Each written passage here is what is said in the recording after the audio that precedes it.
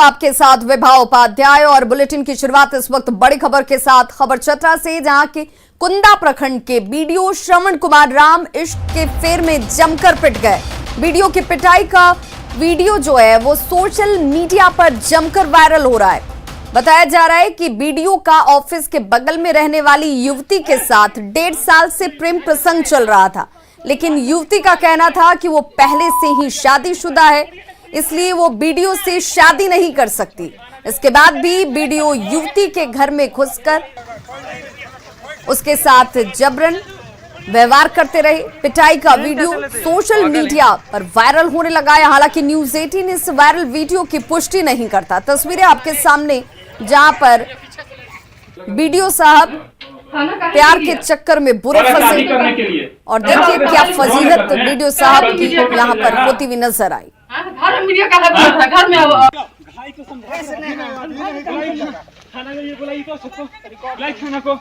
तो सफेद कमीज में जो शख्स इस वक्त आपको पिटते हुए नजर आ रहे हैं, ये हैं बीडीओ साहब, जिनकी पिटाई इसलिए की जा रही है क्योंकि अपने ऑफिस के बगल में ही किसी युवती के साथ 1.5 साल से इनका प्रेम प्रसंग चल रहा था। जबकि युवती ये कह रही है कि उसने बीडीओ साहब को बार बार कहा कि वो शादीशुदा है और उनके साथ वो शादी नहीं कर सकती है। इसके बावजूद बीडीओ साहब अपने पद का दबाव बनाते रहे, रसूख दिखाते रहे। और देखिए आज परिजनों ने किस तरीके से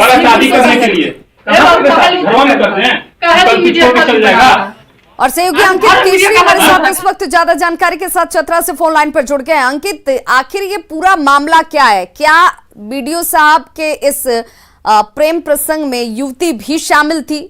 अब जब पिटने की नौबत आई तो युवती से दरकिनार हो रही है, या सिर्फ बीडीओ साहब ही एक तरफा दबाव डाल रहे थे युवती पर? देखिए विभा, ये जो घटना है वो झारखंड के चतरा जिले के कुंदा प्रखंड का है। इस वीडियो में जो आपको पिटते हुए दिख रहे हैं, ये कुंदा प्रखंड के प्रखंड विकास पदाधिकारी सीओ श्रवण कुमार राम है। गुरुवार की सुबह ये है जो इस फरमान को लेकर एक घर में पहुंच गए और जबरदस्ती युवती का हाथ पकड़कर उसे अपना पत्नी बनाते हुए जबरन घर से बाहर निकालने लगे। फिर क्या था, युवती के परिजनों ने प्रखंड विकास पदाधिकारी की जमकर धुनाई कर दी। उनके जो परिजन हैं वो फिर वीडियो का और सीओ जो है उनका दम दबाकर वो पिटाई शुरू कर दिए। मामले की नजाकत को देखते हुए विभाग आसपास के ग्रामीणों ने इसकी सूचना जो है वो मौके पर थाना प्रभारी को दी। थाना प्रभारी मौके पर पहुंचे, उन्हें सुरक्षा देकर उन्हें अपने आवास तक पहुंचाए। फिलहाल क्या अब ये मामला जो है वो शॉर्ट आउट हो चुका है? क्या कोई कार्रवाई भी की जा रही है? किसी तरह की कोई शिकायत दर्ज कराई गई है थाने में?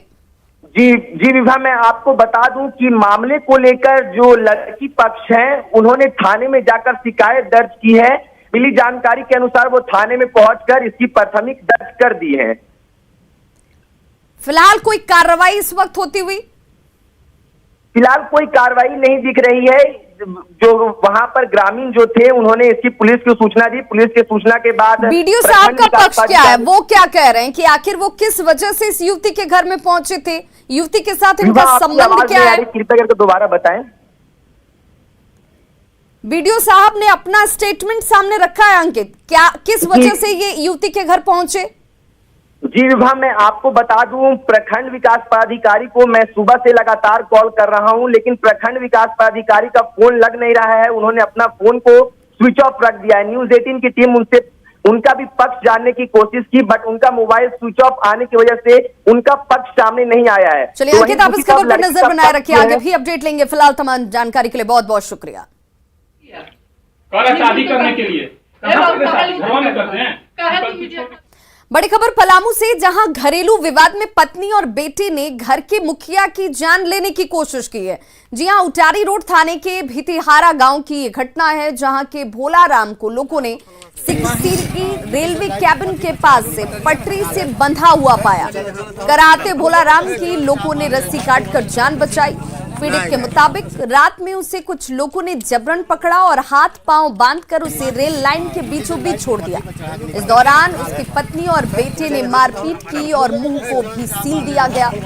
ग्रामीणों की सूचना पर मौके पर पहुंची पुलिस ने भोलाराम को अपने संरक्षण में लिया और उसे इलाज के लिए अपने साथ निजी क्लिनिक ले गए, जहां उनके सिले हुए मुंह के धागे को कटवाया गया। पीड़ित से मिली जानकारी के आधार पर पुलिस अब इस पूरे मामले की तहकीकात में जुट गई है।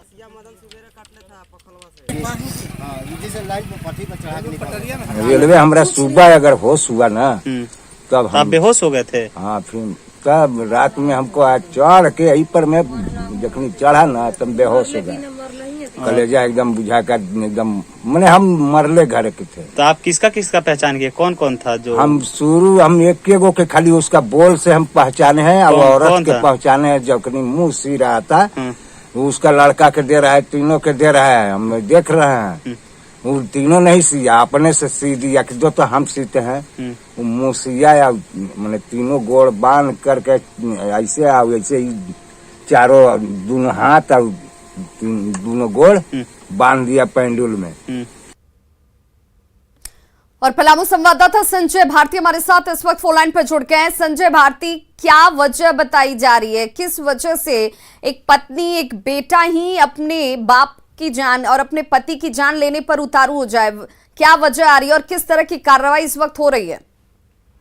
जी, आपको बता दें कि जब सुबह उनसे बात हुई तो उन्होंने कहा कि उन्हें ज्यादा कुछ याद नहीं है, बस उन्हें इतना याद है कि उन्हें कुछ लोग बांध कर बाहर रेलवे ट्रैक पर ले गए थे, जहां उनका मुंह सीलकर उन्हें रेलवे ट्रैक पर छोड़ दिया गया।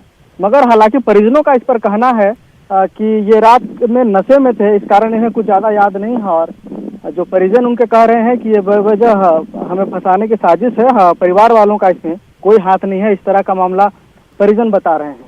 क्या अभी कोई मामला दर्ज किया गया है थाने में? फिलहाल अभी थाने में कोई मामला दर्ज नहीं किया गया है, क्योंकि दोनों पक्षों से बयान लिया जा रहा है और पूछताछ की जा रही है, मगर अभी तक इसमें कोई एफआईआर नहीं की गई है। चलिए संजय, तमाम जानकारी के लिए बहुत बहुत शुक्रिया।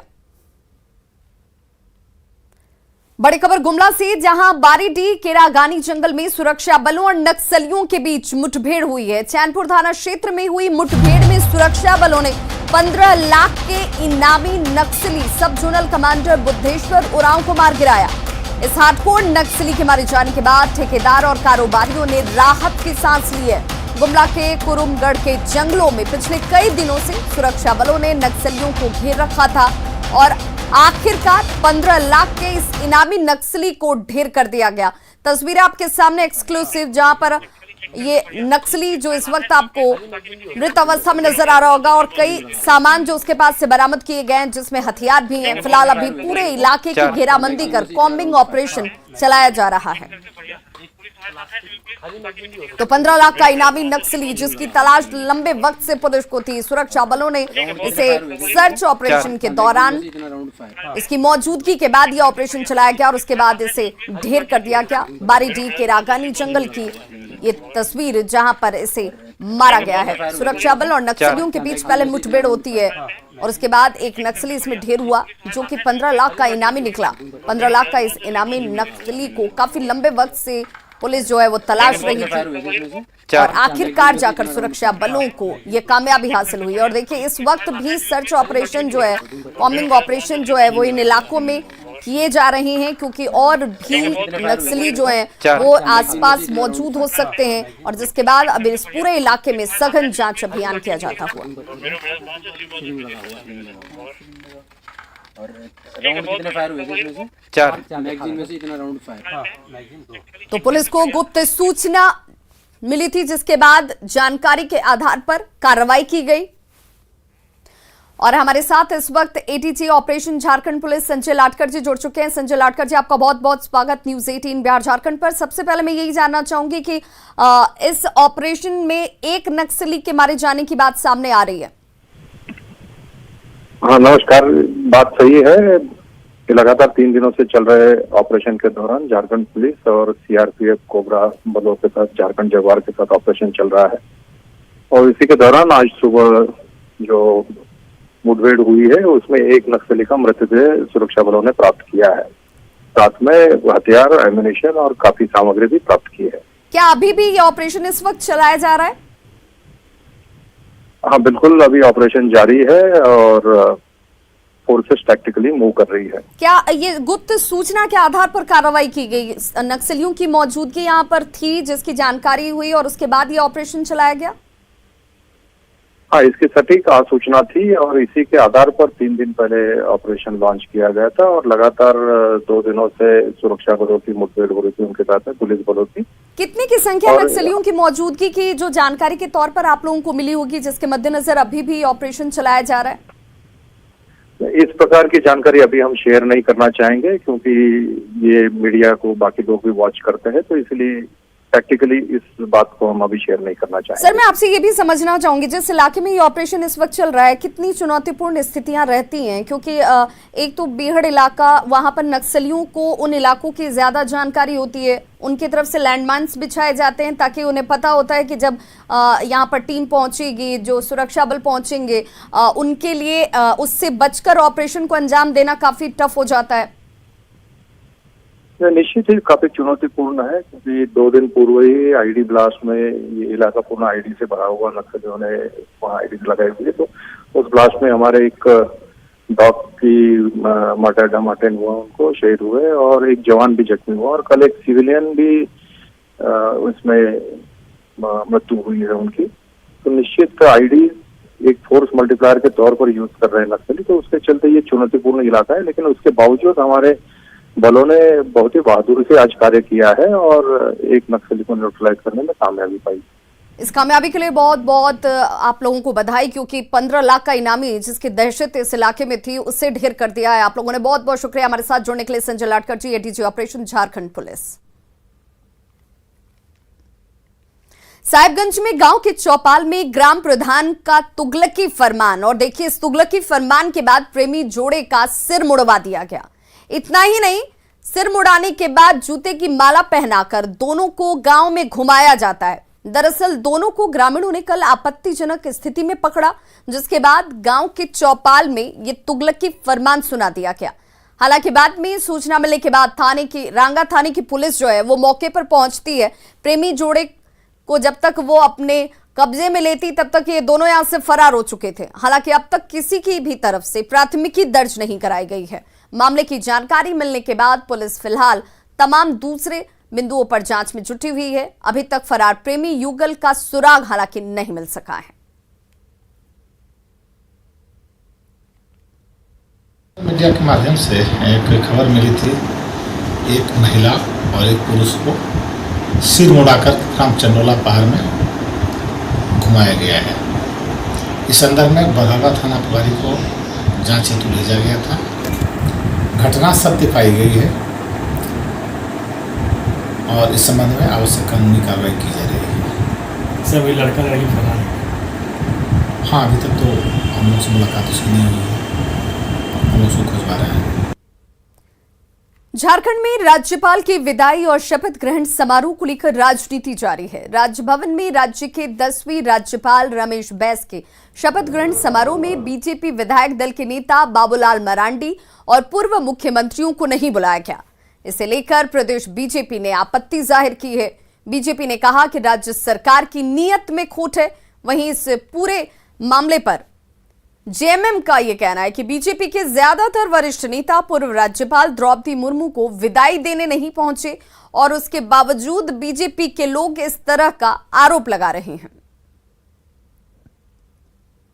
तमाम आला अधिकारी और कनीय अधिकारी कल के समारोह में उपस्थित थे, लेकिन 2 पूर्व मुख्यमंत्रियों को, रघुवर दास जी को और बाबूलाल मरांडी जी को निमंत्रण तक नहीं दिया गया।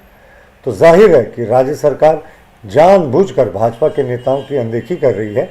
अब आप बताएं, माननीय बाबूलाल मरांडी जी न सिर्फ विधायक हैं बल्कि जो मेन अपोजिशन पार्टी है विधायक दल के नेता भी हैं। एक भी भाजपा का आला नेता उनको विदाई के मौके पर कोई नहीं राजभवन पहुंचा, तो क्या ये अपमानित करने की बात नहीं है? उस महिला विधायक, क्या उनका कसूर यही था कि वो आदिवासी थी?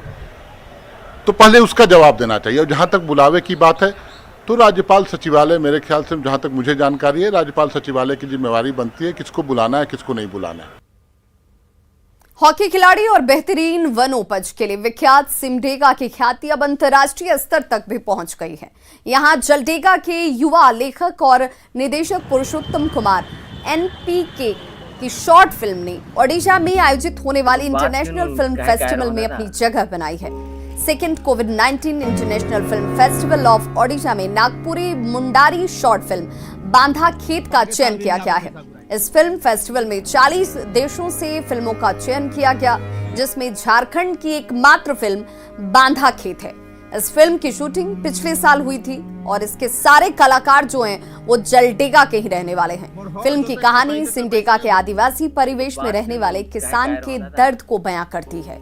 ये फिल्म देश और विदेश के अन्य फिल्म फेस्टिवल में भी भेजी गई है। अभी मैंने एक बांधा खेत नाम की एक शॉर्ट फिल्म बनाई थी सिमडेगा जिला के जलडेगा प्रखंड, जहां का मैं रहने वाला हूं। और उस शॉर्ट फिल्म को हमने second Covid international film festival में भेजा था और उस फिल्म फेस्टिवल में लगभग 40 देशों की फिल्में आई हुई थी और उस फिल्म में हमारा बांधा खेत को भी सिलेक्ट किया गया है। और मुझे बहुत खुशी हुई कि उन लोगों को हमारे यहाँ की झारखंडी नागपुरी और कह सकते हैं कि एक ट्राइबल फिल्म को उन लोगों ने सिलेक्ट किया। मैं बहुत बहुत धन्यवाद देना चाहता हूँ उसके आयोजकों को। नेटवर्क 18 फेडरल बैंक संजीवनी गाड़ी भारत के कोविड प्रभावित जिलों में जा रही है। वैक्सीन के लिए जागरूकता फैलाने की हमारी इस मुहिम को आप भी अपना सहयोग दीजिए। चलिए आपको दिखाते हैं संजीवनी गाड़ी अब तक कहां गई और आज कहां है।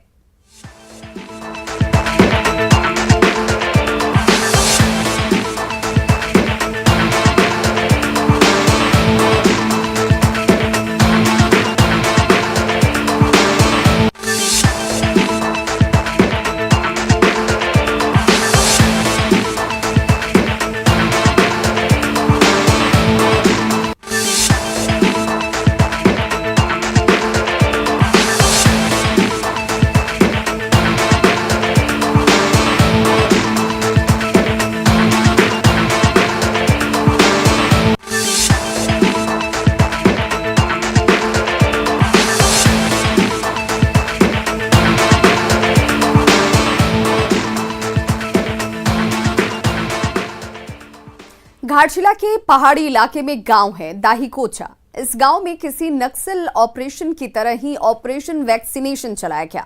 ऑपरेशन इसलिए क्योंकि इस गांव में जाने का कोई सीधा रास्ता नहीं है, लेकिन पथरीले रास्ते, नदी, नालों को पार करते हुए स्वास्थ्य विभाग की टीम गांव तक पहुंची और गांव के 100% लोगों का टीकाकरण किया गया।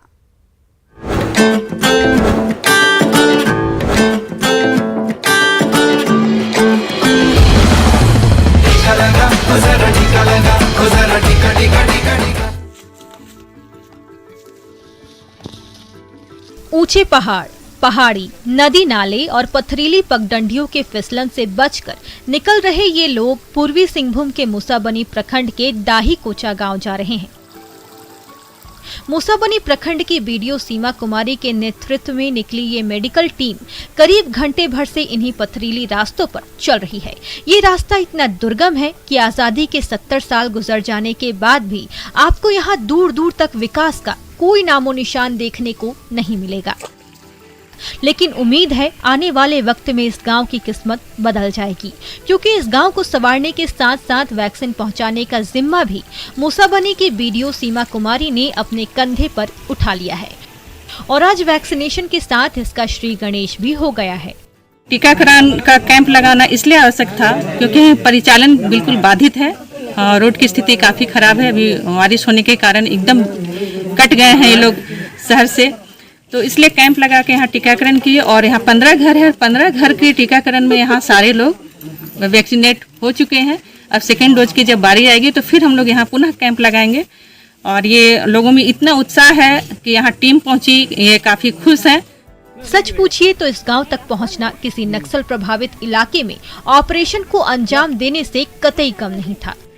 फर्क सिर्फ इतना था कि जहां नक्सलियों के खिलाफ ऑपरेशन में जवानों के कंधे पर बंदूक रहती है, वहीं बीडीओ सीमा कुमारी के साथ चल रहे मेडिकल स्टाफ के कंधों पर वैक्सीनेशन के लिए जरूरी उपकरण रखे थे।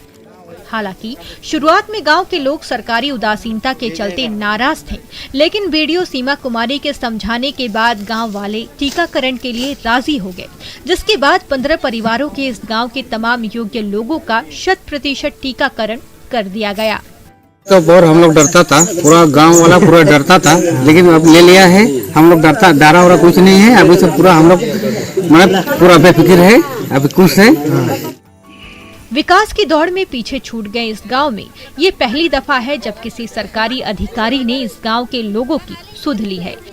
लिहाजा ग्रामीण भी बेहद खुश हैं। उम्मीद है इस गांव के लोगों की तरह ही सब टीके की अहमियत समझेंगे और जल्द से जल्द वैक्सीन लेकर कोरोना के खतरे को कम करेंगे। घाटशिला से ब्यूरो रिपोर्ट, न्यूज़ 18 नेटवर्क।